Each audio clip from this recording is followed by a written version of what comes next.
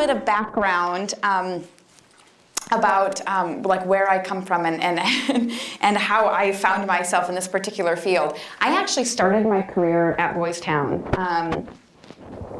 I've been in the field now, give or take, for about 20 years. And that's all. Anybody else have like a big number that they say, like, I've been in the field for 20 years, and then it just kind of makes you cringe a little bit when you say that? Because you're like, I started when I was 6. Like, I'm not that old. But my career started at Boys Town, and I don't know if you were able to see Dr. Pat Fryman speak this morning, if you were there. I wish I could have been here, but I heard him speak before. He was at Boys Town when I was there, and Dr. Fryman is kind of one of those, like, like people that I just always loved hearing him speak and loved acquiring as much knowledge from him as possible. And so now the fact that I'm speaking at the same conference he did, like this, like I've made it. Like really, like this to me, I can go home, I'm done. I think this might go on my resume. It might be like, presented at a conference following Dr. Pat Fryman. He doesn't really know who I am, but that doesn't matter. I'm okay with that. I'm like, I was at the same conference. So, what? He opened for you. He opened for me, nice. Okay, good spin on that. That's a good spin on that. You're working for me, and I appreciate that. Thank you. Okay, that's good. And so my career, like I said, started with adolescents. And I was there, give or take, for about 8 to 9 years, doing just a variety of things, behavior interventionists at the high school. My husband and I were family teachers. So after we left Boys Town, my early childhood was never a thing where I thought I would end up. I didn't really ever interact with little people until I had my own little people, and so I didn't find my career aspirations to be working in early childhood at all. But after I left Boys Town, I ended up down at Peru State, and I taught there for a while, and it was while I was teaching at Peru State where somebody knew somebody who was putting together a child care conference. And child care providers who are licensed in the state have to do at least like 12 to 15 hours a year. So they have conferences, and they needed a fill-in. So somebody said, hey, Carrie, you teach at Peru and you've been at Boys Town, and can you talk about something for an hour? And I thought to myself, oh, honey, you have no idea who you're asking. I mean, I could talk about like really just about anything for an hour. And so I said, well, sure, what do you want me to talk about? And I had no idea at that time that behaviors in early childhood were the issue that they were. And this was really, now it's going on about 10 years or more. I was dumbfounded to find out that early childhood was having a difficult time with behaviors. That was just never on my radar. So I did one of those breakout sessions, and thus the floodgates opened, and that's just really where I started rolling. And at that point, I got involved with the teaching pyramid or the pyramid model or CEFL or early childhood PBIS. Any of those little acronyms ring a bell to anybody? Who's heard of any of that I just rattled off? Okay, so that's kind of like the movement of where our state is going right now. It's a national evidence-based program of positive behavioral interventions and supports for young children, birth to 5. It started being called CEFL, and then it turned into the teaching pyramid or the pyramid model. But it's really early childhood PBIS. So I got connected with that and started kind of really finding out more about this world of early childhood mental health. So when I went into practice, my practice at that point in time, by the time I actually started going into, like I said, into practice, a lot of it focused on early childhood. And again, to add on top of that, I wasn't even really plugged into the trauma aspect. So it had not, oddly enough, occurred to me, well, first, I never really thought I was going to do early childhood, and then I never really thought that I was going to be focusing on trauma. I'm like, I don't really, trauma, I would just rather deal with. Well, the more you're in it and the more you are exposed and the more you experience, the more you realize, really, you can't get away from it. If you're going to work in this field, you have to know trauma. And it's really difficult to be able to set up any kind of a program or really reach out to families in need or provide services if you don't really have an understanding of how trauma is playing its role. One of the funny things that Dr. Fryman has said before when I've heard him speak, and I don't know if this has changed, but at the time he did not have any children of his own, and I don't believe he does, but he made a joke one time where it was, well, I don't have any of my own children because I don't really want to like mess up my theory with actual practice. Did he say that? Yeah. I have chosen to mess up my theory with actual practice. So I have 4 of my own, and then my husband and I are foster parents, and so currently we have 2 more in the home. And so, I'm putting my theory into practice every day. So I have chosen to actually live that life and see what it is that I'm asking of other people. So the objectives here are highlighted in your handout and in the flyer and whatnot, but what is infant toddler mental health? I have had so many people not in the field just look befuddled when they say, what do you do? And I say, well, I actually specialize in early childhood mental health. And they look at me like I've sprouted antlers. What? I'm like, yeah, infant toddler mental health. Children have mental health. Did you know that, and I still think it's happening, but it was much more prevalent a few years ago. Thank goodness our state is making leaps and bounds forward, thank goodness. But paperwork from the state, from caseworkers, from judges, from the court, wherever it was coming from, actually said child does not need any therapeutic services, child is under the age of 5.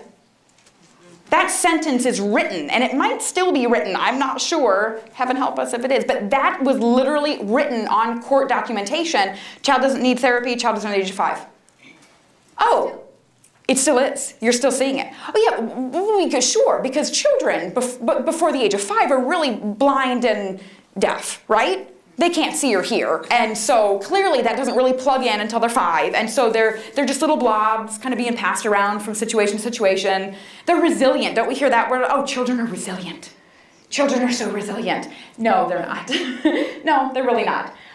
So infant toddler mental health is this big, huge concept of understanding how people develop socially and emotionally between the ages of birth to 5. So we want them to be able to experience and regulate and express emotions appropriately. I'm fine with anger. That's okay. You can be mad. You can be sad. Emotions are healthy. But we need to know how to express them, how to experience them, and how to regulate them in a way in which is healthy and successful. We want kids to be able to form close and secure interpersonal relationships. We want them to be okay exploring their environment in a healthy way, where they don't just run up to every stranger and throw themselves on the stranger's legs and say, hi, you're my new best friend. And we don't want them to be so withdrawn that they can't interact with other people. But here's the kicker part. The kicker part is in the context of. So we don't look at just a young child, but it is in the context of their primary caregivers, their extended community, their cultural expectations. We can't just look at it like a child. We can't have a 2-year-old present him or herself. Here's my 2-year-old. He's tantruming. He's not sleeping. He's not eating. He's lashing out. We can't just look at that. That's not what infant mental health is. Infant mental health is looking at the child in the context of the greater picture. Here, the diagram is representing the fact that when we are very, very young, when we are newborn infants are a tiny portion of themselves within the greater context of their environment, their primary caregivers, their siblings, their daycare providers, whoever is in their world, their culture. They're a small part in that greater picture. And it's through helping a child develop his or her social emotional capacity that child starts to expand, and ideally that child's own vision for him or herself grows within the context of everything else around. Okay, so starting with kind of where we start with the brain, and I know many of you have maybe seen and heard a lot of this, a lot to this point, because this is really, in my opinion, is kind of where we're going. The state, I believe, is doing a nice job of pushing this kind of information and bringing awareness. There are a couple, and I'll get to that towards the end, but there are several initiatives that are really making a strong impact in our state in terms of infant and early childhood mental health. But what we know is in a newborn's brain, at birth, the neurons, the neural connections are very sparse, and they're fairly wide, they're fairly spread out. And what happens is our brains develop those first 3 years leaps and bounds and just over and over and over again. So we have this fairly spread out neural connection base here.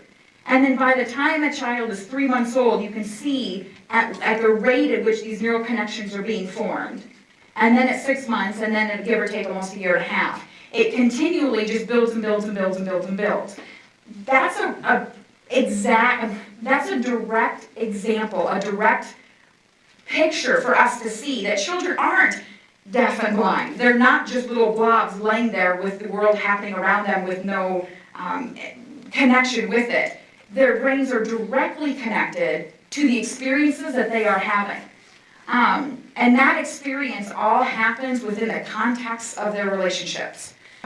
So what we know about the child's developing brain is that it occurs within the context of a relationship. So when we look at Bowlby's and Ainsworth research and work with secure attachment, we find out a couple of different things.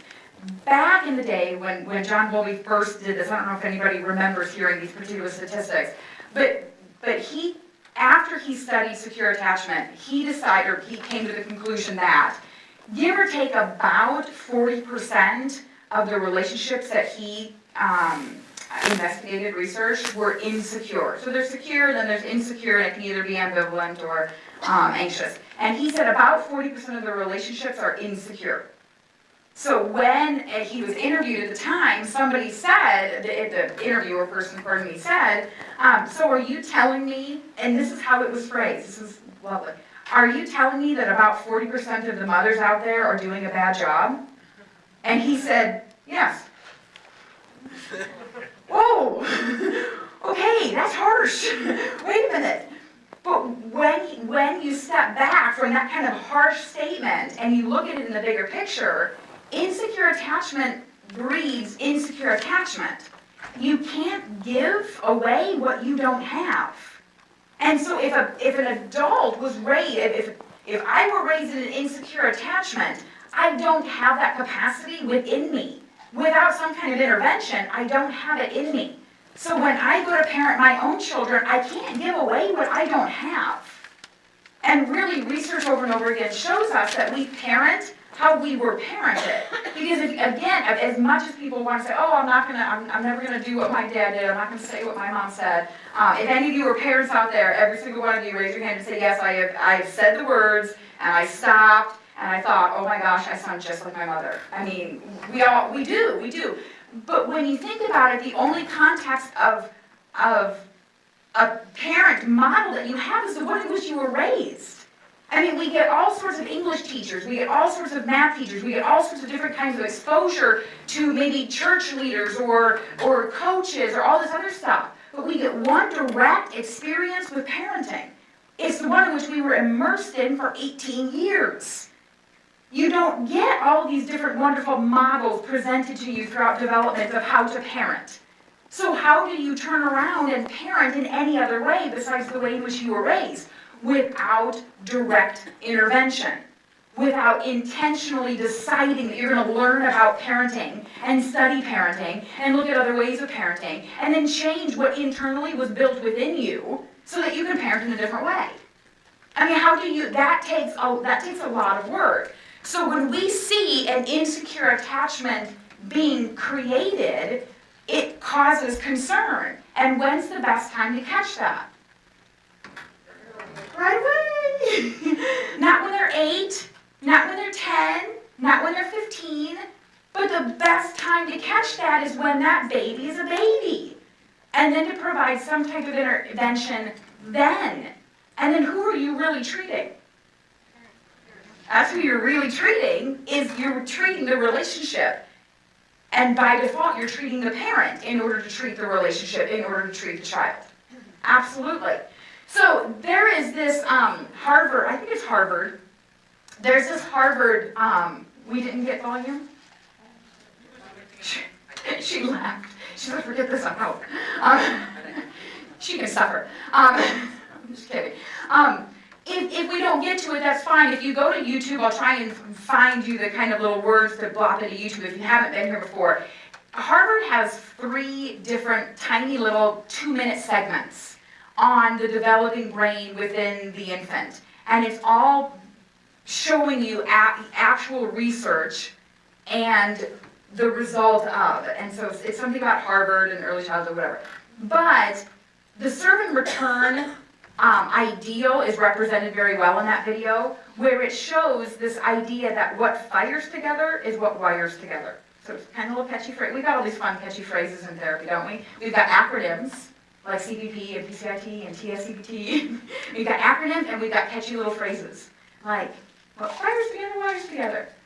So what happens is, in order for those neural connections to be created, we need reciprocity, we need connection, we need back and forth. I need to throw you the tennis ball and you need to throw it back to me. So in order for these neural connections to happen, we need some kind of a dance to happen. We need a give and take, a back and forth. And that happens right here with babies. That happens when they cry, we get down 12 inches from their face and we say, oh, sweet baby, are you okay? And we put on our little baby voice and we label the emotion and we soothe. So even if I back up more, how do we soothe an infant? How does an infant self-soothe? A lot of that done early on is we do that. So we have a tiny little baby and the baby starts crying. What do? We pick the baby up, we hold the baby close to us, we provide our heartbeat, our body temperature, our rhythm, and we pat their back and we soothe them and we do a little, oh sweetheart, it's okay. Oh, it's so sad. Oh, we are teaching them how to regulate because we are regulated. If we are not regulated, we can't teach that baby how to regulate. So that baby in this context learns how to experience emotion, express emotion, and regulate emotion because of us. Because we are regulated. So we pick the baby up and we regulate the baby and the baby starts to learn how to regulate him or herself. That's all done within the context of that relationship. This serve and return. Baby smiles, we smile. Baby sees that when they smile at us, we smile back. And you get this back and forth, this serve and return. Baby frowns, we frown. Baby makes a mad face, we make a mad face. It's that reciprocity that goes back and forth that's creating the healthy neural connections that we want. So what happens when it doesn't work right? Right? That's the good stuff, right? So when children experience these stable, nurturing relationships that foster the development of healthy neural circuitry, yay! But when it doesn't, when a baby starts to cry and nobody comes, when a baby starts to laugh and mom's affect is flat, when a baby points and mom doesn't look, she ignores, what is that doing up here to that infant's neural connections? You can't wire together if it doesn't fire together. So we have a very different looking brain. It literally, we have the research to support it. Dr. Bruce Perry, Dr. John Medina, we have the research to support that it disrupts the circuitry in the brain's architecture. Those babies have different brains, period. We know that now. We have the science to prove that now. Okay, I'm going to show you this one even without volume because you'll get it even if you can't hear it, and I'll narrate it for you or someone will come fix it. Extremely responsive to the emotions and the reactivity and the social interaction that they get from the world around them. This is something that we started studying 30, 40 years ago when people didn't think that infants could engage in social interaction. In the still phase experiment, what the mother did was she sits down and she's playing with her baby who's about a year of age. I'm like a girl. Oh. And she gives a greeting to the baby gives a greeting back to her. Yeah. This baby starts pointing at different places in the world and the mother's trying to engage her and play with her. They're working to coordinate their emotions and their intentions, what they want to do in the world. And that's really what the baby is used to. And then we ask the mother to not respond to the baby. The baby very quickly picks up on this. And then she uses all of her abilities to try and get the mother back. She smiles at the mother. She points because she's used to the mother looking where she points. The baby puts both hands up in front of her and says, "What's happening here?" She makes that screechy sound at the mother, like, "Come on, why aren't we doing this?" Even in this 2 minutes, when they don't get the normal reaction, they react with negative emotions, they turn away, they feel the stress of it, they actually may lose control of their posture because of the stress that they're experiencing. Okay. I'm here. And what are you doing? Oh, yes. Oh, what a big girl. It's a little like the good, the bad, and the ugly. The good is that normal stuff that goes on, that we all do with our kids. The bad is when something bad happens, but the infant can overcome it. After all, when you stop the still face, the mother and the baby start to play again. The ugly is when you don't give the child any chance to get back to the good. There's no reparation, and they're stuck in that really ugly situation. Okay, who's seen that already? Okay. Yeah. Reactions?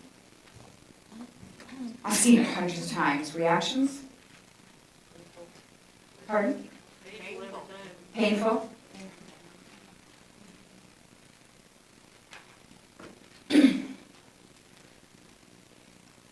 At the end, when he said, it's okay for us, obviously it's good to have the good. It's okay when we experience moments of the bad. That's healthy. Small moments of stress, there was a phrase I heard by Dr. George Williams one time, eons ago, 14 years ago, whatever it was. I heard him speak at Boys Town, and he's, again, famous little, you have to experience disappointment in order to be able to learn how to handle disappointment. Okay, well, duh, right? And thank you for saying it so eloquently, and I will say that and use that for the next 20 years.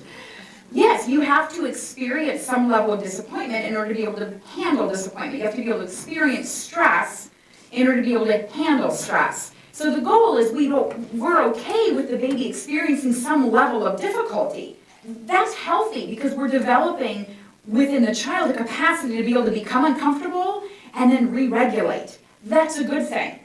Like I said, I've had 4 kids. Did I ever let one of my kids cry herself to sleep? Yes, every day.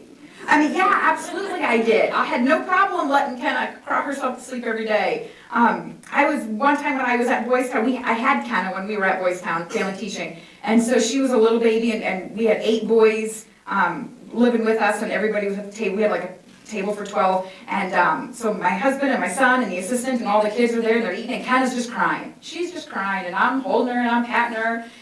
And one of the Boys Town kids says, "Why is she crying?" And I was like, "Baby's crying." I don't know why.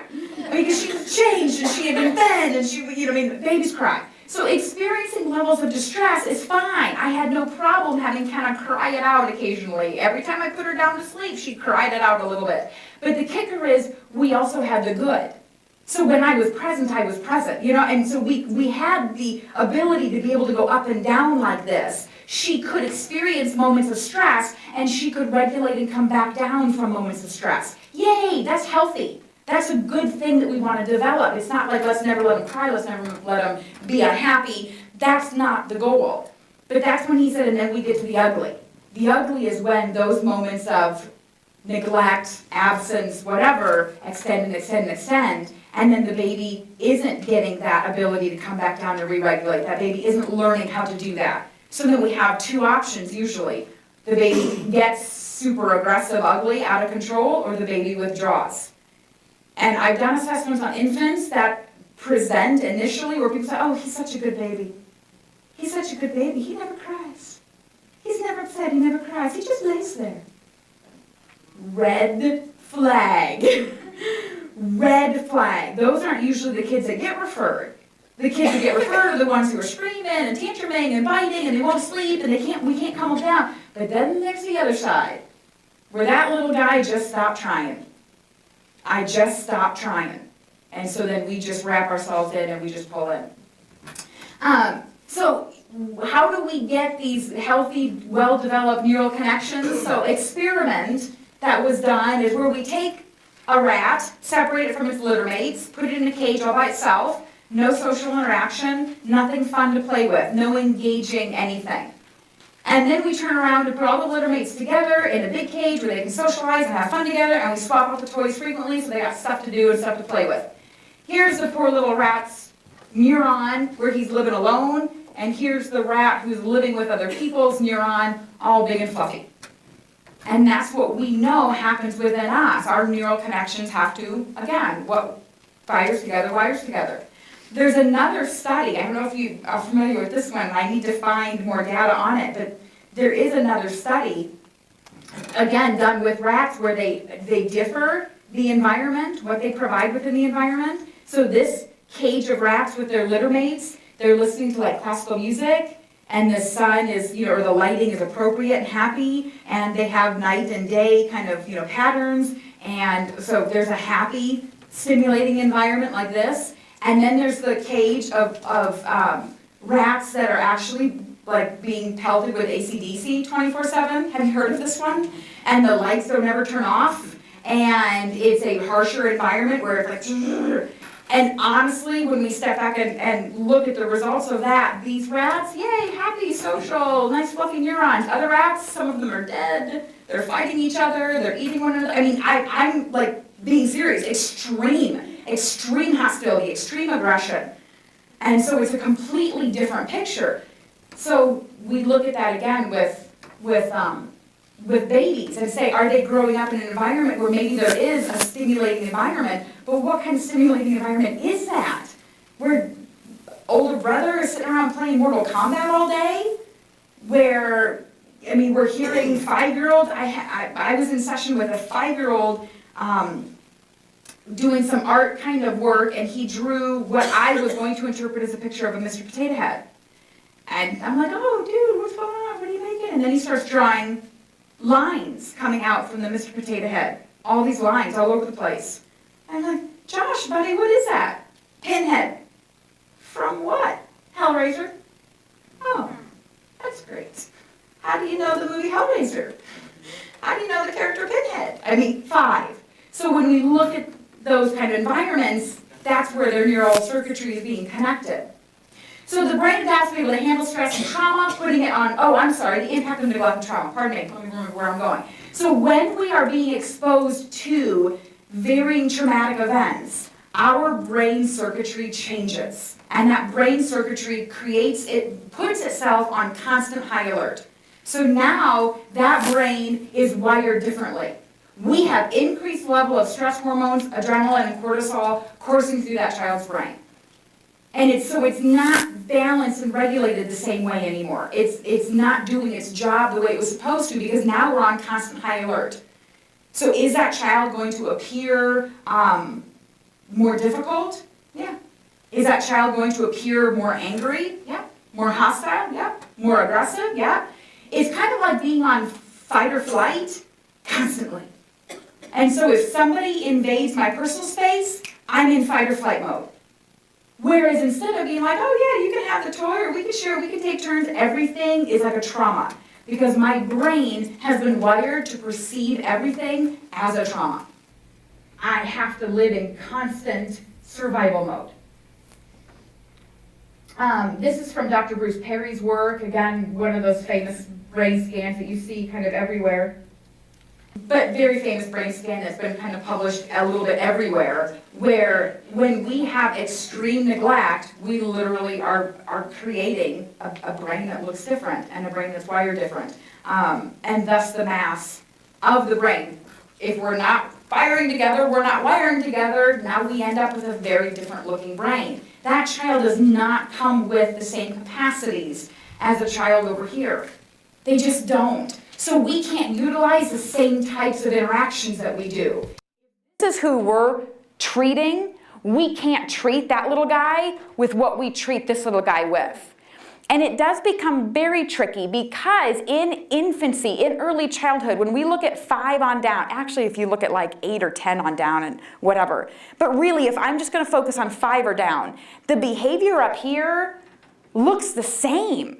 I've got biting, I've got kicking, I've got can't share, I can't yells no, I can't stands on a table and laughs at me, and I say, Jacob, get down, and he laughs and jumps and runs, and I chase him, I say, this isn't funny, and he laughs at me, and he runs under the table, and I have to go out. Anybody live in that world before, right? Okay, you know exactly what I'm talking. I have had preschool teachers say to me, toddler teachers say to me, they refer a 2-year-old, because it's a difficult, they refer a 2-year-old, and she will say, the teacher has said, he knows exactly what he's doing.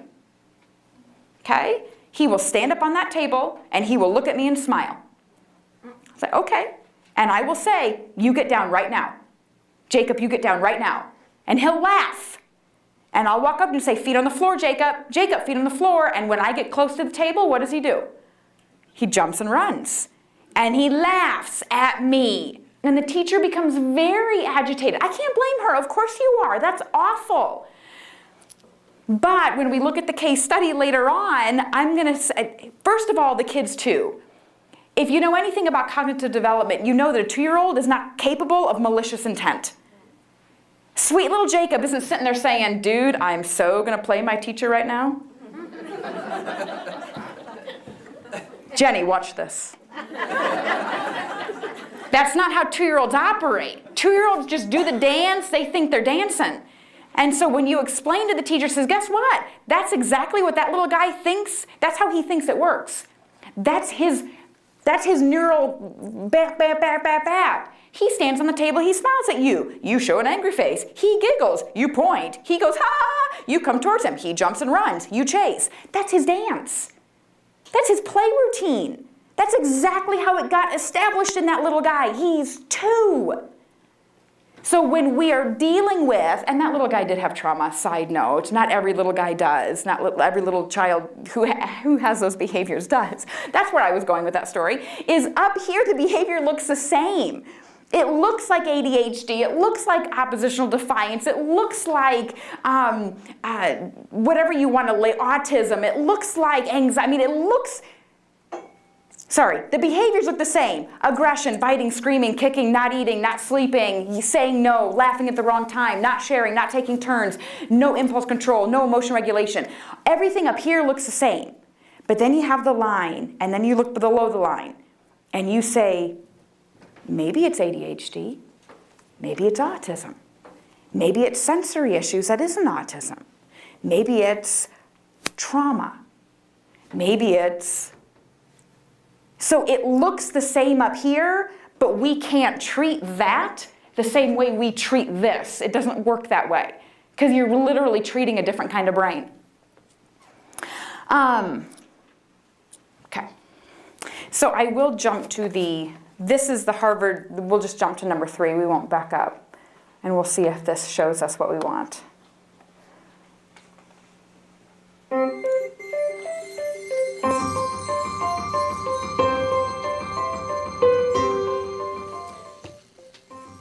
Learning to deal with stress is an important part of healthy development.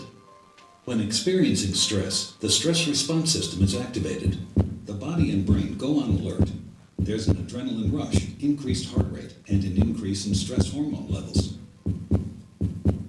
When the stress is relieved after a short time, or a young child receives support from caring adults, the stress response winds down and the body quickly returns to normal. In severe situations, such as ongoing abuse and neglect, where there is no caring adult to act as a buffer against the stress response stays activated. Even when there is no apparent physical harm, the extended absence of response from adults can activate the stress response system. Constant activation of the stress response overloads developing systems, with serious, lifelong consequences for the child. This is known as toxic stress. Over time, this results in a stress response system set permanently on high alert. In the areas of the brain dedicated to learning and reasoning, the neural connections that comprise brain architecture are weaker and fewer in number. Science shows that the prolonged activation of stress hormones in early childhood can actually reduce neural connections in these important areas of the brain at just the time when they should be growing new ones. Toxic stress can be avoided if we ensure that the environments in which children grow and develop are nurturing, stable, and engaging. That's a series of 3, hence the 3 core concepts in early development. And so if you wanted to find those, it's Harvard University, 3 core concepts. So if you were interested, you haven't seen them before, if you want to use them with other staff, or if you want to have that available, like I said, to other people, that's where you would find those. But it does a fantastic job of showing us and explaining how that serve and return works and how important that establishment is. Where it doesn't go is treatment. So the long-term effects of abuse and neglect include diminished growth in the left hemisphere. Now we have increased risk for depression. We have an irritability of the limbic system, setting the stage for this emergence of the panic disorder and the PTSD. We have smaller growth in the hippocampus and limbic abnormalities, and now we have an increased risk for dissociative disorder and memory impairments. So now when we start to have the potential of kids pulling away, disassociating, going somewhere else. I have had foster parents give examples of some of their little ones where in their home where she said, he will freeze. He will be in the process of, and depending on if I say something or interrupt or whatever, he will literally freeze. She said, Carrie, he's held that before for 20 minutes. Okay. So we're starting to kind of see what that's doing and what's happening with those little guys. Impairment in the connection between these 2 brain hemispheres, now we have an increased risk for something like ADHD and the ability to regulate impulses and the ability to attend. So what is traumatic to young children? And here's where it gets interesting, because I hear comments of, kids are resilient, brains are plastic, there's all this great neurogenesis occurring, and, brains are great, and they can rebuild. Yeah, absolutely, yes. And the earlier we get in there, the better, definitely. But a young child's brain does not have the capacity to cope with the stress the way an adult brain does, because it's more fragile. It's not done yet. It's little and soft and impressionable, and it doesn't have all the stuff that we have to be able to comprehend what's happening and kind of cognitively wrap our brains around what's happening and process it. Think about a 2-year-old who has witnessed domestic violence repeatedly witnessing dad yelling and screaming at mom yelling and screaming at dad, maybe some things being thrown, maybe some doors being slammed or a wall being kicked in on.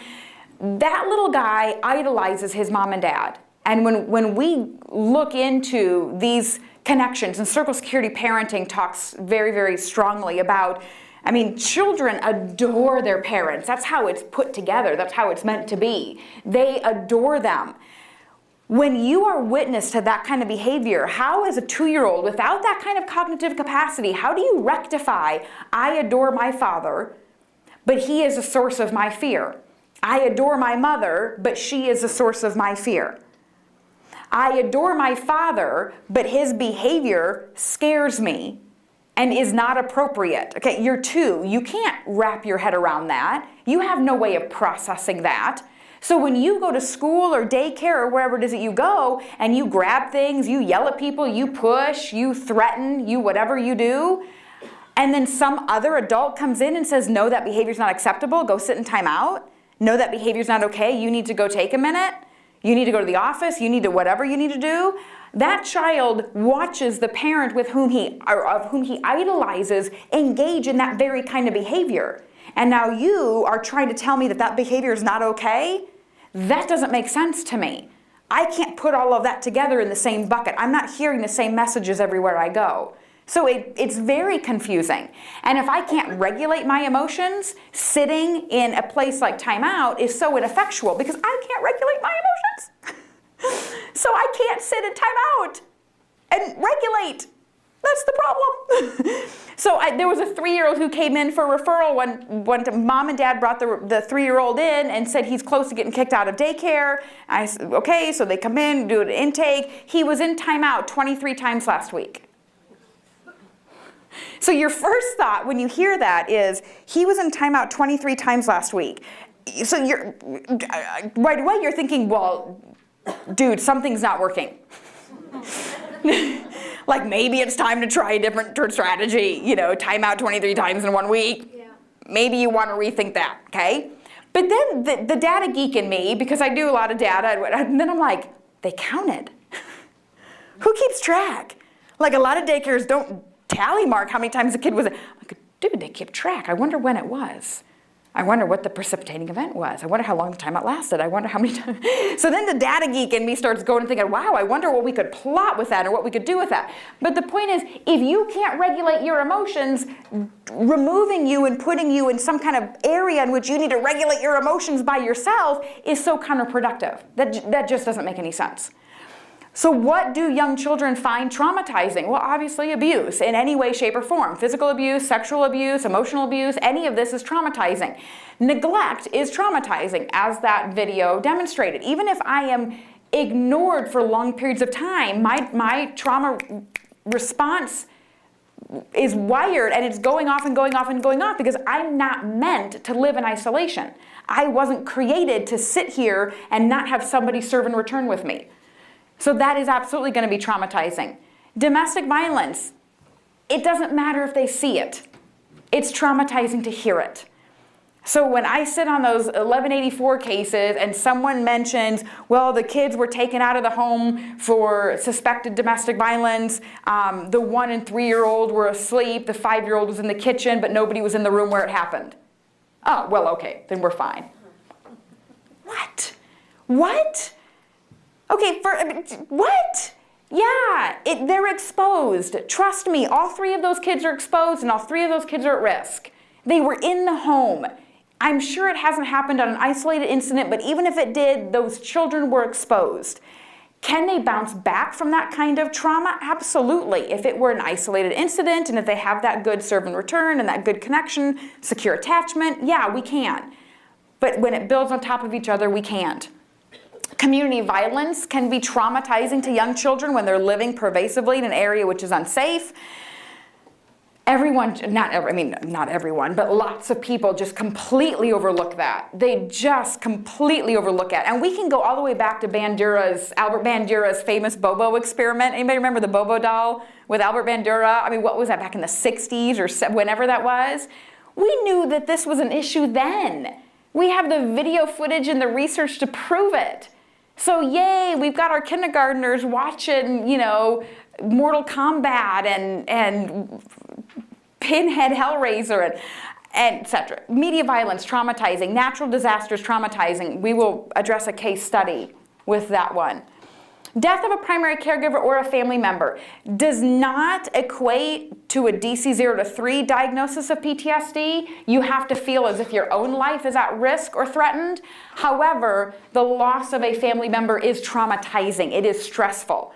So when we talk about kind of specifically diagnosing, it's a little bit different. But the loss of a primary caregiver is absolutely stressful or traumatizing to an infant, a child. Severe illness, self and or primary caregiver, frequent hospitalizations or medical procedures, and foster care placements. Foster care placements are stressful and traumatizing to children.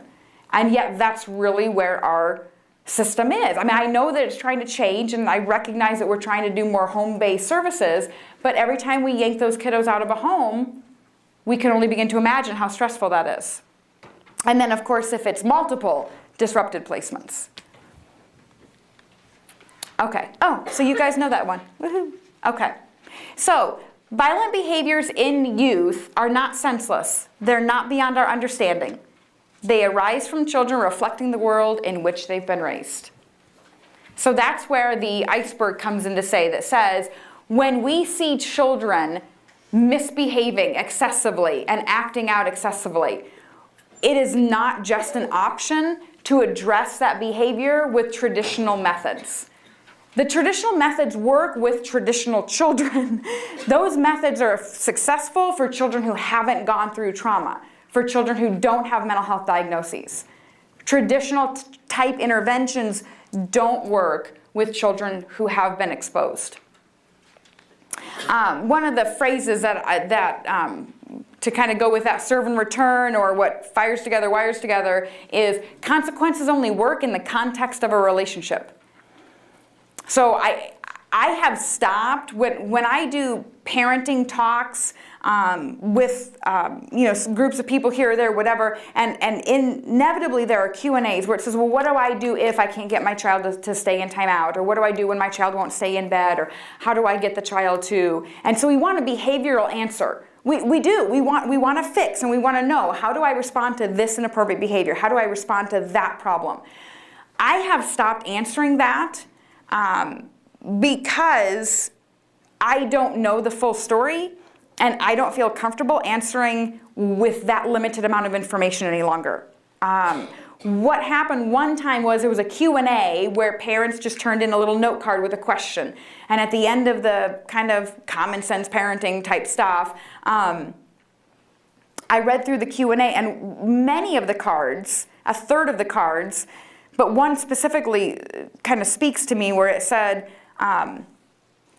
my child's doctor, and I can't remember if it was a psychiatrist or psychologist or pediatrician or who it was, but it says, what do you do when a child won't stay in timeout? My child's doctor told me that I should, or I've been locking him in the bathroom. I've been putting him in the bathroom and holding the door closed per recommendation of my child's doctor. It was something to that effect.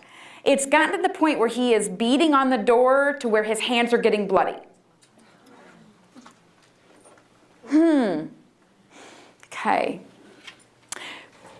You don't know when you give really potentially appropriate behaviorally based recommendations and where that information could potentially go, or what the context of that situation is. So it says consequences only work in the context of a relationship.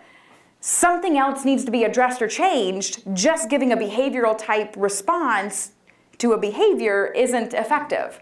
So abuse and neglect children may be unable to control their emotions and have frequent outbursts. Okay?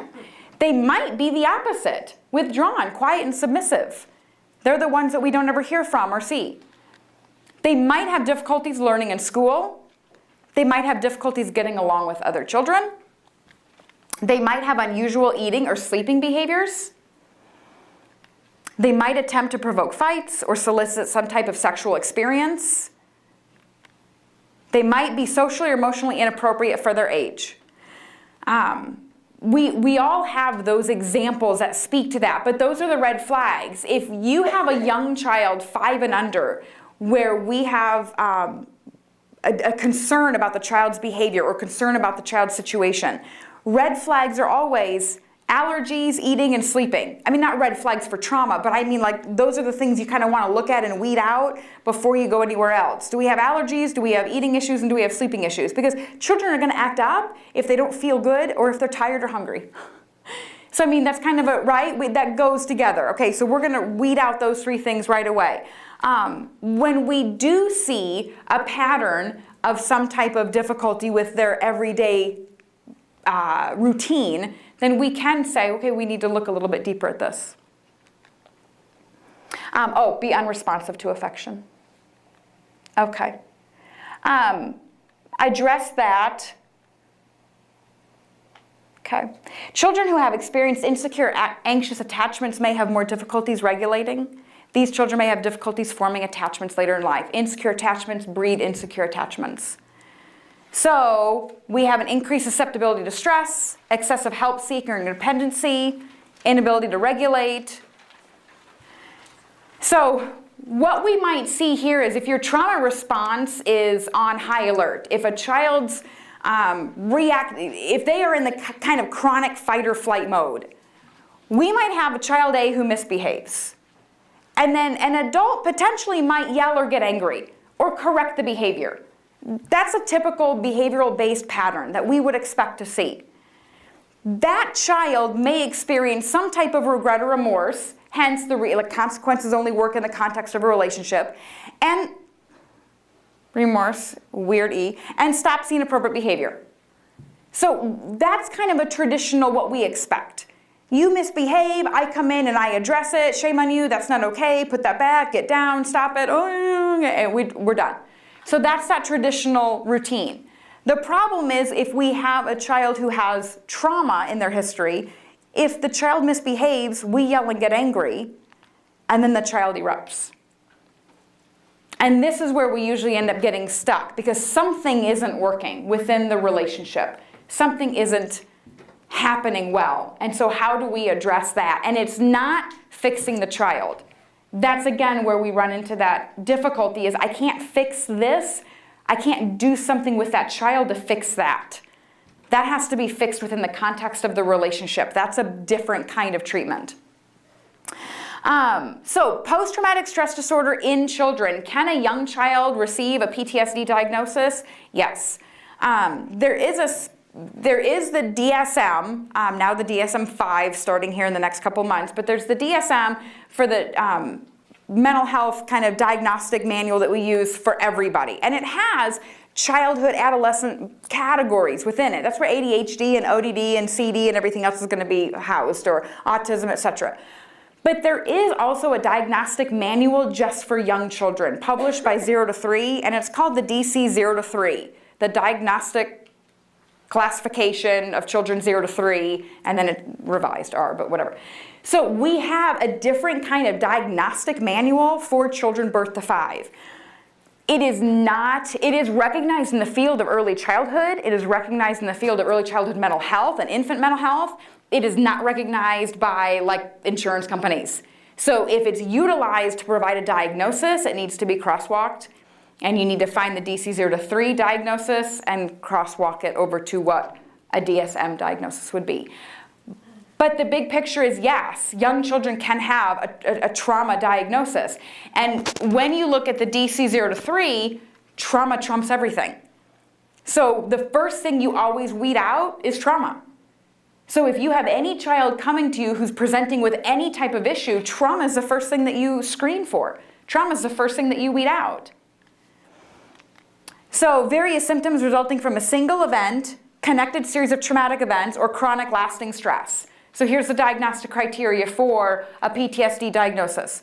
The child may directly experience or witness an event that involves, and this is the DC 0 to 3's criteria, actual or threatened death, serious injury, or threat to the psychological or physical integrity of the child or others. The child needs to feel as if he or someone he cares about is in imminent danger.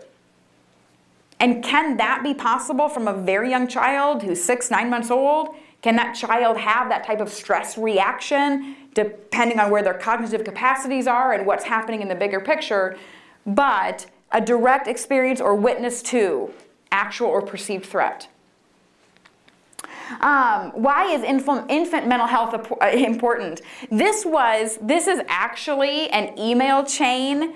Do any of you work in schools? How many people work in schools? Oh, heavens almighty, you're all in school almost. Okay, anybody not work in schools? You're all not in school. No, I'm just kidding. It was like the same number, like it was almost identical. Okay, this is an email from, because I do a lot with pre-K and do a lot in the school systems with the PBIS and infant mental health evals and whatever else on 5 and under. This is literally an email chain from a superintendent, not here in Lincoln, so another school district outside of LPS, where in a nutshell, what his email was saying about his pre-K program. They were trying to increase student contact time because they felt like with the current situation, much of your time, this is to the teacher, much of your time, teachers, is spent working on social skills. God, like table manners and playing with others. And really what we should be focusing a lot more on is academics. That's a superintendent's comment about his pre-K program. He wants teachers to stop messing around with all that social skills stuff like table manners and playing with other kids and spend more time on academics. This is where we run into the difficulty in infant mental health. This is where we run into the hurdle in early childhood because people don't get it. And I don't blame this person. It's pure and simple ignorance. It's not anything hurtful intentionally, but it's ignorance. It's you don't get it. How much research and literature can I forward your way to show you that this is exactly what we need to be working on? Because if a kid can't sit still, follow directions, and share, he's lost in kindergarten. So that's really where we need to go. Most important predictor of school readiness is social emotional intelligence. And I mean, almost every kindergarten teachers might want to say, I want you to be able to tie your shoes. I'd love it if you knew your address. I'd like for you to be able to hold a pencil and write your name. Oh yeah, that's genius. But if you give a kindergarten teacher the choice, would you rather have the kid be able to take turns and share or tie his shoes? One or the other. They're gonna pick the first one. Hands down they are. Would you rather have a kindergartner who can sit still in his chair and listen to your directions, or who could tell you his ABCs? The first one, every time. More than child's memory and language development, so social emotional intelligence shows us school readiness more than how well the child has, more than his memory capacity or where his language development is. More than family income. This is a higher predictor of success in school. Social emotional intelligence is higher than family income, higher than biological parents' cognitive capacities, or IQ. So that's what tells you school readiness above everything else. So how do we get that message out there? And I know that the next presentation will focus a lot more on this, where the long-term effects of trauma in early childhood, if we don't address this, birth to 5, if we don't help those children heal, now we have children, adolescents, who are engaging in these types of behaviors. So now we have a 13-year-old or a 15-year-old who's skipping school, doing drugs and alcohol, having promiscuous sex, and it could all trace back to a trauma history. And then obviously in adulthood, we have on and on and on. So intergenerational trauma, it goes back to the idea of you can't give away what you don't have yourself to give. And there is this work called Ghosts in the Nursery, and it seems to be the trauma of the parent that inhibits the parent from being able to parent his or her children. I hope you all just followed what I just said. So if I, as a parent, have a history of trauma, I don't have that worked through, I haven't processed that, I'm not okay with that, I haven't been able to heal from that, I have things that are keeping me from being able to parent my own children. And they are referenced as ghosts in the nursery. What is keeping you from being able to respond to your child when she cries in the middle of the night? What is in the way? I'm working with a parent now who has 6 children. 4 have already been 5. 4, 5, 6. She's got 5 or 6 kids. I can't recall how many. 3, 4, 5, 6, 7. She's relinquished on the first 6. She's already relinquished on the first 6. She relinquished on the first 4, and then had 3 more, and then relinquished on the second 2, and is now trying desperately to be able to hold on to the last one, who is almost 2. He's like 22 months. And this is exactly where we are working, because she will admit directly, she will say, I have a wall, and I don't know what it is with him. I was so wrapped up in trying to parent those 2 little girls before she relinquished on them, and they were number 4 and 5, or 5 and 6, whatever. I was so busy trying to parent them, I didn't pay him any attention. And now she's had to relinquish on these 2, and this is all she's got left to try and salvage. And she's admitted, I have a wall. I don't know why. She goes, I can see it, and I see it every time I'm with him, but I don't know how to overcome it. So she has gotten to the point where she has the reflective capacity to be able to share that. But that's taken a long time in getting there. She has her own trauma history. She has her own disrupted placements in foster care as a teen. So she's looking back, and she has loss in her childhood, and she has abuse in her childhood. And so she has those hurdles keeping her from being able to move forward. So when we treat infant mental health, the patient is the relationship. And how do we heal the relationship? By healing the parent. And when stressed, we become our parents. So it went back to we parent how we were parented, because that's really all we know. And we might be able to have skills that help us to do it differently and better, but when we become stressed, we fall back and we become our parents. So in order to heal the damaged or altered brain, interventions must target those portions of the brain that have been altered. Familiar with Dr. Bruce Perry's work on the neurosequential model of therapeutics, NMT?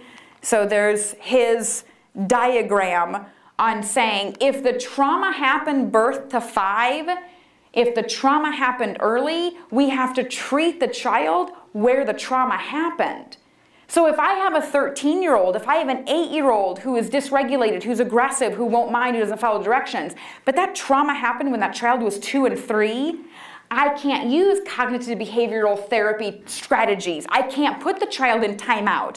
I can't take away favorite items. I can't do what we would think of as behavioral techniques or of cognitive type stuff because his trauma is down here when his brain was first developing. So Dr. Perry recognizes and says we have to go back and heal the child where the trauma first occurred. Yes, ma'am? What do you do when traumas happen in utero?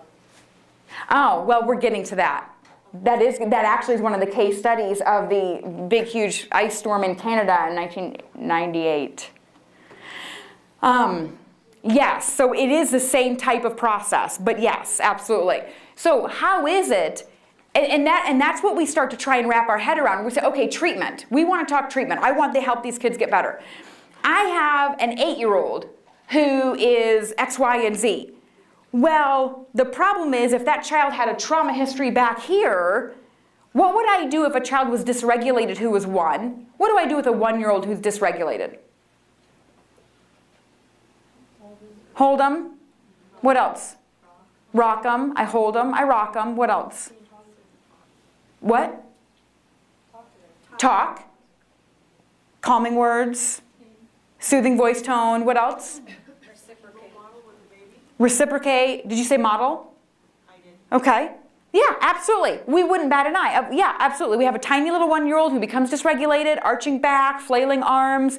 We attempt to pick up. We attempt to comfort and soothe. We have a light, nice voice tone. We have that rocking motion. We have all of those things that help. We're regulated. That's the kicker. We're regulated.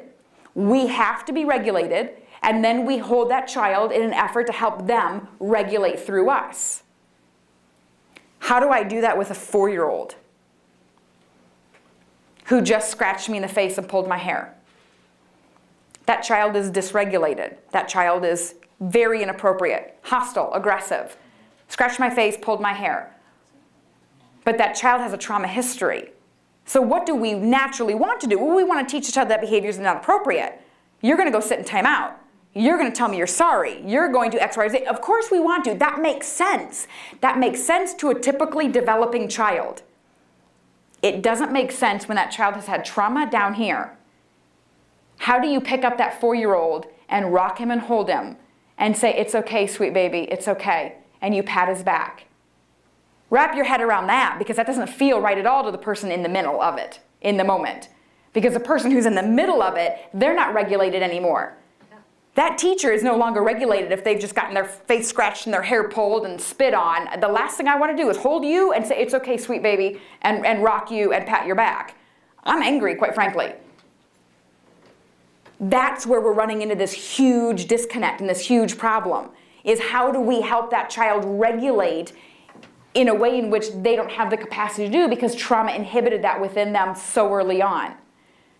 But we don't want, and then I hear teachers and parents say, I don't want to reinforce him. I don't want him to think that every time he hits me, he'll get my attention. And that's very behavioral, right? I don't want him to think that he can hit me to get my attention. I don't want him to think that he can take things from other kids and get what he wants. Well, that's very behavioral, and I don't disagree with that mindset. I don't. But trauma trumps everything. And you're not going to get anywhere with that. That's why we're always kind of feeling like we're spinning our wheels. Because we're not going to get anywhere with those traditional type responses when this is what we're dealing with. Interventions must address the totality of the child's life. And this is that awareness piece. This is where we help everyone to get. And this is the education and spread the news and let everyone know about it. I can't treat your 3-year-old by having you bring him to therapy and have me play with him for 45 minutes once a week. That's not fixing anything. That's wasting time and wasting money and resources and everything else. How do you heal a young child? The totality of the child's life. Frequent, consistent replacement experiences so the child's brain can begin to incorporate this new pattern of wiring, and it needs to be safe and predictable and nurturing. And 45 minutes once a week in therapy ain't gonna cut it. So it becomes something completely different. Assessing and treating infant mental health, Donald Winnicott back in, again, the 60s or 50s or whenever the quote was kind of, whenever he stated the quote, there's no such thing as a baby. And that was eons ago, back when we had Bowlby and Ainsworth and everybody else. There's no such thing as a baby. There's a baby and someone. So the goal of the child welfare system is to protect children. And many of these interventions, such as investigation, which is important, appearance in court, totally get it, removed from the home, absolutely understand why we have to do that, may actually reinforce the child's view that the world is unsafe and uncontrollable and frightening and unpredictable. So we're contributing potentially to the mess. My husband's a middle school principal now and has a 6th or 7th grader in his school who is completely out of control, behaviorally, completely out of control. And come to find out that this little guy has been in 13 foster homes and has been in foster care since he was 2. And I said, well, we broke him. Pure and simple, we broke him. We're done. He's lived his life for 11 years in 13 different foster homes. You're not going to fix him now. Someone screwed that one up pretty bad. Kids need permanency. Kids need stability. Kids need relationships. And so that you just step back and say, well, nice job, everybody. I mean, I'm not sure who dropped the ball on that one, but that's just heartbreaking to know that is where we are right now. So we need to focus on family-centered practice and case planning, and this is where we have to know, we have to get awareness out there, and we have to have the left hand know what the right hand is doing. And we have to somehow provide some type of training for the people who are front line. And so where does all that happen? Where does all that come? Individualized services for children and families. It's not cut and paste. It's not one model fits all. I can't throw them all in the same kind of treatment program and say, okay, you are aggressive, you are a potty mouth, you are pulling down your pants and peeing everywhere, you won't sleep, you run away, and we're all going to take you and plop you into the same care and put the same model on you. And we're all going to run this model. That's what we want, because that makes sense. It's easy, and it seems like it's an answer. Like, I don't want to have to figure out every single child and specially develop some type of treatment plan for every single kid and every single family. That's exhausting. I want a model. I want a thing that we can all do that everybody can go through, because that makes sense. Yes, but it doesn't work that way. Sadly, it doesn't work that way. So we need, obviously, more child advocacy centers where we can interview and assess, receive services, child-friendly environment, non-adversarial support to families in low-risk cases. If you have, I don't know how many of you do home-based services. Anybody do frontline home-based services with the parents? Just a few of you? Okay. That's a whole different ball of wax right there. Because what I see when I'm in these home-based type services is hostility between the parent and the people helping. Anybody else pick up on that or see that? Whether you're early childhood special educators or whether you are some kind of family support person from Families Inspiring Families, or whether you're a CASA, or whether somehow when you get connected into that family, you are there to help them. Your goal is to help them. And instead, what I end up seeing time and time again is, I don't like that transportation worker. I don't like that person who, picks up and drops my kids off. Or I don't like that caseworker. Or I don't like that. And so how do we fix to be able to develop healing relationships between the parents and the people who are in the front lines and the people who are providing that kind of care? So we need to focus more on prevention. Protective factors that strengthen families. We want nurturing and attachment. So that's where our model should be going, is obviously in healing the relationship. The model should be moving forward in a dyadic type treatment, particularly for 6 and under. It should definitely remain dyadic and family-based. knowledge of parenting and of child and youth development, some type of parental resilience. How do we help that parent understand that when ups and downs happen, you can be resilient enough to bounce back and you can experience the ups and the downs without having it crumble around you? And opening up their social networks and their social connections. Okay. Infant mental health professionals must consider the complexity of the relationships, and assessment should include. So if you're referring, if you have a child 6 and under, 5 and under, and you're referring for increased services, more help, something, that assessment needs to include a whole big host of stuff. We have to look at, and I think one of the other slides points it out, multiple areas of development and the screening tools that might be available to be used for that. Individual differences and regulatory patterns within that child, the quality of the relationship. You can't assess a child's mental health without assessing the context of the relationship. So when you look at infant mental health, you can't provide an accurate assessment of that child without providing an assessment of the quality of the relationship. So components is partnering with the family. When we have infant mental health intervention, there is an assessment and diagnosis. When I talk about the different models more in depth, I'll reference kind of what you want to hear. If you are in the school and or if you are referring, there's key things that you're going to want to look for and key things that you're going to want to know that is being provided or that you're going to want as a part of the assessment. So we've got the assessment and the diagnosis, which is going to drive the treatment plan. We do have child-specific interventions. We do have parent-child interventions. So that's where that dyadic treatment comes in. We have caregiver intervention for like a daycare provider. I want everybody on the same page because I live in a unicorns and rainbows kind of a world. And so I absolutely want my parents and my providers talking the same language and using the same resources if I can help it. I need some type of consultation where I'm being able to talk to other people who are doing early childhood infant mental health, who are helping to bounce these ideas off of and address struggles. Case management, so if there's anybody else involved. Level of cultural sensitivity, depending on what needs to be brought into that picture. And some type of reflective supervision, so that again, I know that this case is staying on track of where I want it to go. So assessment and diagnosis should hopefully include, I know that like Head Starts will refer for a mental health eval as part of their process. That's a Head Start component. There should be some level of mental health assessment for a kiddo who maybe gets flagged. Or if you're running a pre-K program or if you are doing something where you've got children who are early childhood special, who are identified by EDN, Early Development Network, is that what I want? You know, where you've got little ones who are being flagged.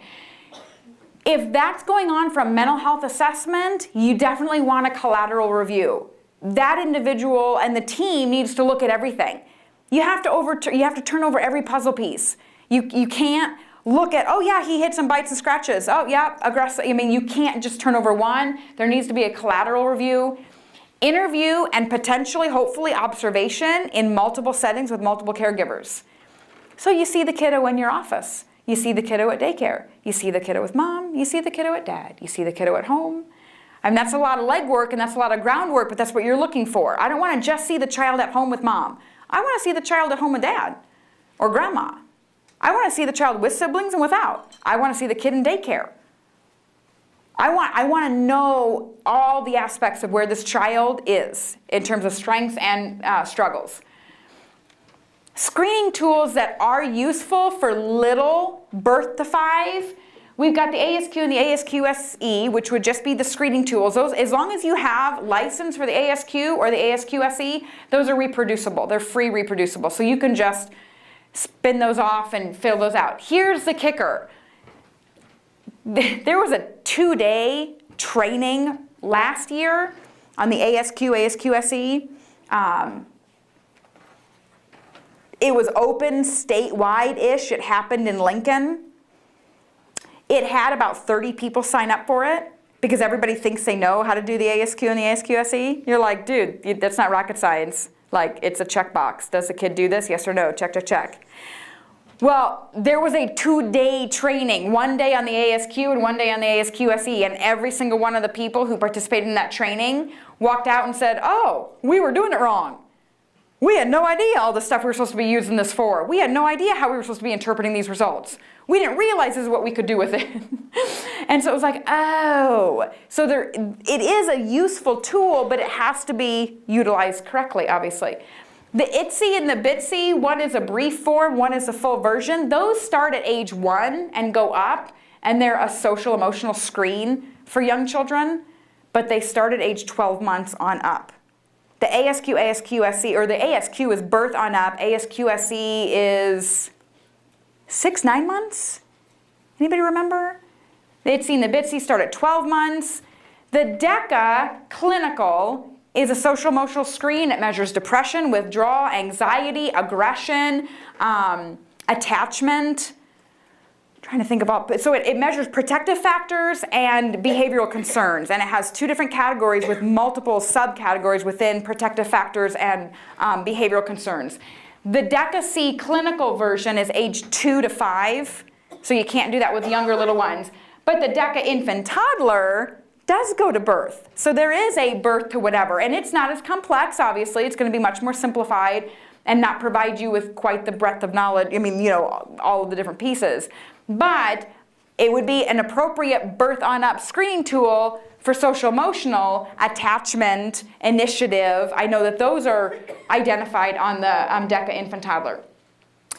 And or the child behavior checklist, the CBCL, is, do I need to be done now or in 10?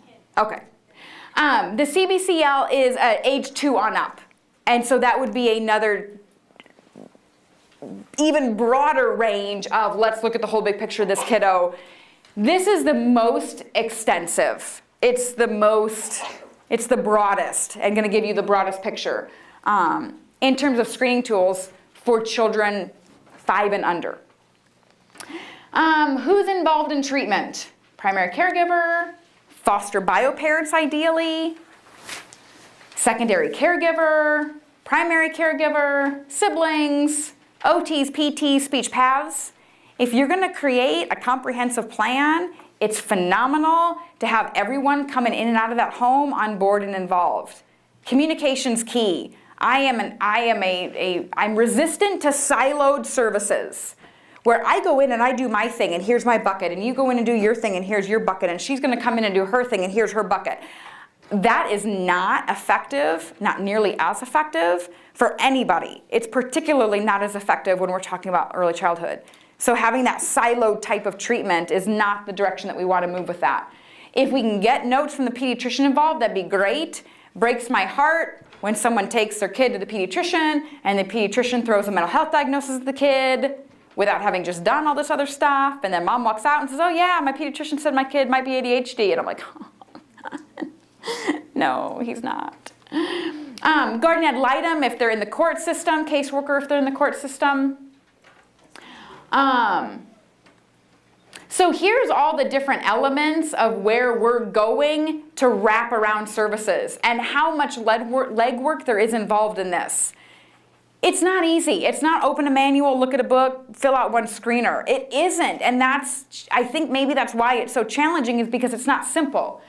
So we need to connect with the family. The family is really the catalyst for helping that child heal. So again, our client really is the relationship. And in order for that child to heal, the relationship really becomes the parent as being our client. When I have cases, my parents will say, oh, that's my kid's therapist. And I just snicker to myself. I'm like, no, I'm not really your kid's therapist. But you can say that if you want. That's my kid's therapist. No, not really. Really kind of fixing you. It's fine. Think it how you want. Think it how you want. So it's collaborative in nature. You can see where it says collaboratively develop some type of a plan. It would be great if everybody was talking and communicating and everybody was on the same page. Okay, evidence-based treatment models.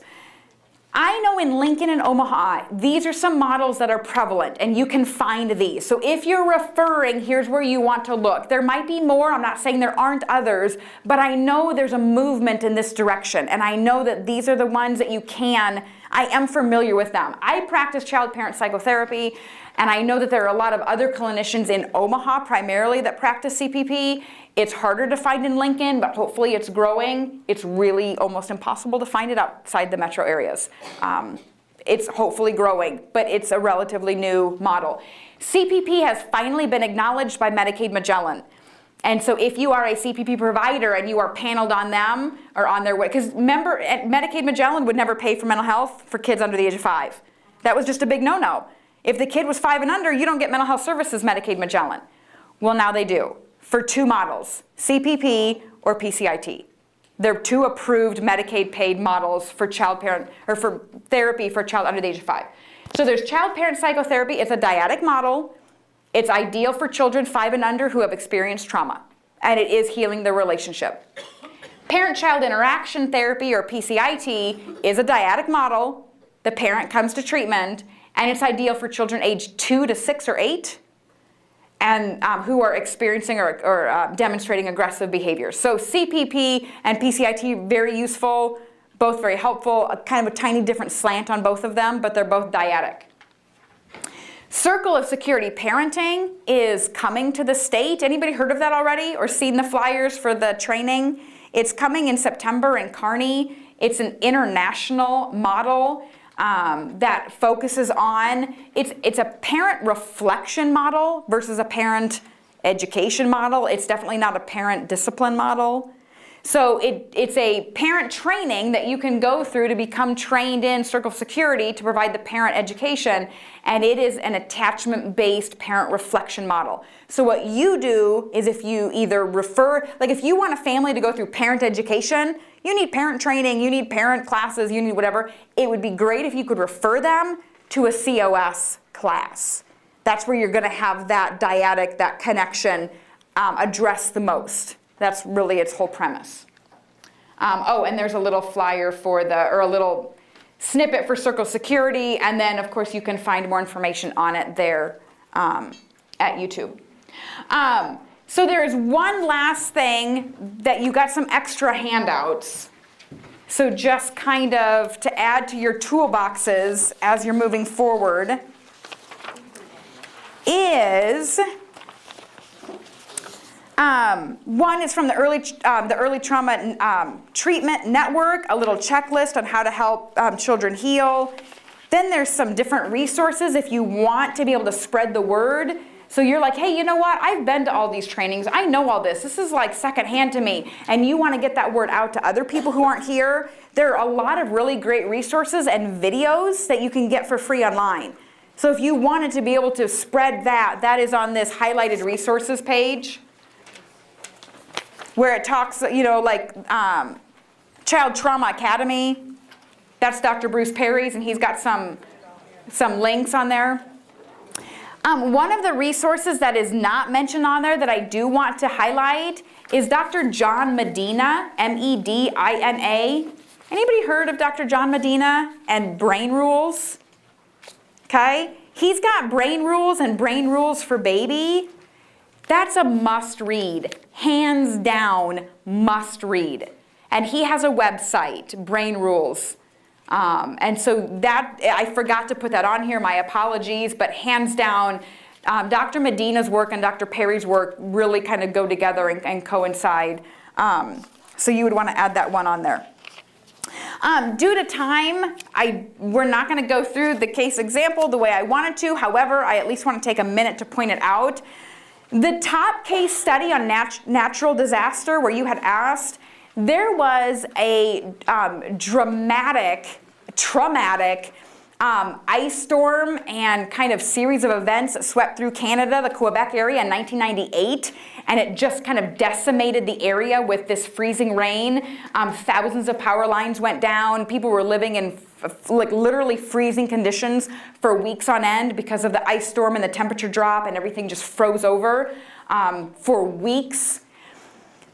Somebody had the insight to go in and do a study on the effects of prenatal stress.